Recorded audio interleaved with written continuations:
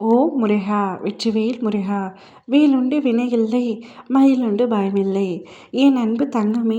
தொடர்ந்து எப்பொழுதும் என்னை நிராகரித்துக் கொண்டே இருக்கின்றாயே! உனக்கு நல்லதை செய்யத்தான் நான் மீண்டும் மீண்டும் உன்னை தேடி வருகின்றேன். ஆனால் எப்பொழுதும் நீ என்னை நிராகரித்துக் கொண்டே இருக்கின்றாய். இன்றாவது இதை கேள் தங்கமே! உனக்கான யோகம் அடைக்கப் போகின்றது. உன் மனதில் என்ன நினைத்து கேட்கின்றாயோ அது அப்படியே நடக்கப் போகின்றது. நீ சந்தோஷமாக இருக்கப் போகின்றாய். நீ எப்பொழுதும் என்னை நினைத்து கொண்டிருக்கின்றாய். நான் இல்லை என்று சொல்லவில்லை. ஆனாலும் சில சமயங்களில் கடிந்து கொள்கின்றாய். நான் என்ன நினைத்தாலும் அது எனக்கு நடப்பதே இல்லையப்பா.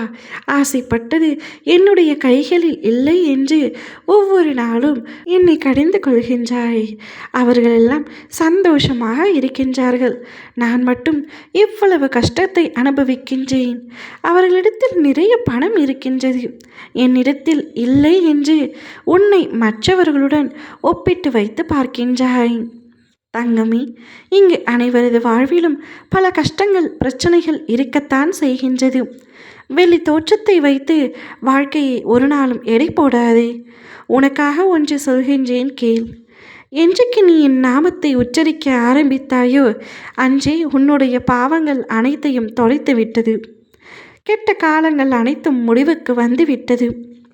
உன் உடல்நிலை விரைவில் குணமாகும். உனது நம்பிக்கையே எனது சக்தியின் வெளிப்பாடு. என் நாமத்தை எப்பொழுதும் உன்னை காக்கும் நம்பிக்கை என்ற ஒன்றுதான் உன்னுடைய துயரங்கள் தீர்க்கும் மருந்து. முதலில் நம்பிக்கையுடனும் தைரியத்தோடும் இருந்த உனக்கு இப்பொழுது நம்பிக்கை சற்று படிப்படியாக குறைந்து கொண்டே வருகின்றது. மனம் தளர்ந்து விடாதே. மகிழ்வான வாழ்க்கைக்கான காலம் வெகு தொலைவில் இல்லை. கூடிய விரைவில் அதை நான் உன் கைகளில் ஒப்படைக்கின்றேன்.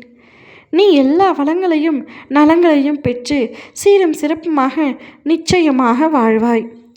சுபிக்ஷமான வாழ்க்கை ஒன்று உனக்காக காத்து கொண்டிருக்கின்றது. மன நிறைவோடு இருக்கப் போகின்றாய். அவர்கள் சந்தோஷமாக இருக்கிறார்கள் என்று அவர்களின் வெளித்தோற்றத்தை வைத்து நினைக்காதே. பணம் இருக்கும் இடத்தில் எல்லாம் சந்தோஷம் இருப்பதாக அர்த்தமில்லை. பணம் இருக்கும், அதை மருத்துவ செலவுக்கே அவர்கள் செய்து விடுவார்கள். உன்னிடத்தில் இருக்கும் நிம்மதி கூட அந்த பணமுள்ள மனிதர்களிடத்தில் இருப்பதில்லை. நீ வெளித்தோற்றத்தை வைத்து மட்டுமே யோசிக்கின்றாய். ஆனால் உள்ளே சென்று பார்த்தால்தான் தெரியும் ஒவ்வொருவருடைய நிலைமையும். நீ யாரை பற்றியும் கவலைப்படாதே. உன்னை பற்றிய சிந்தனைகள் மட்டும் உனக்கு இருந்தால் போதும். நீ அவர்கள் இப்படி இருக்கின்றார்கள், இவர்கள் இப்படி இருக்கின்றார்கள் என்று அடுத்தவர்களை உன் வாழ்க்கையில் ஒப்பிட்டு பார்க்காதே.